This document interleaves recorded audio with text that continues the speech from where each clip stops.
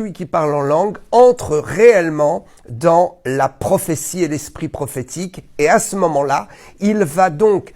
prophétiser pour lui-même, parler pour lui-même, il va demander des choses à Dieu de sa vie, peut-être même qu'il ignore, il va commencer à dire des choses qui sont des blocages dans sa vie,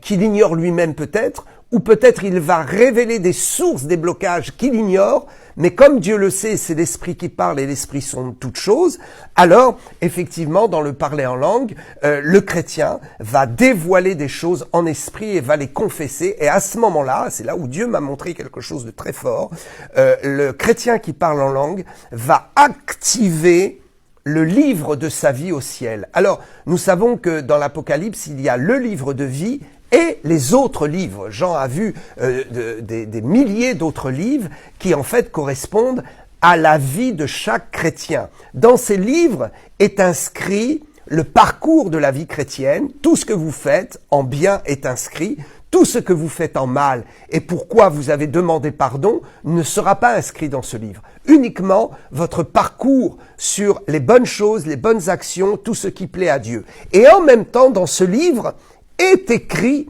ce que Dieu a prévu pour vous, votre destinée.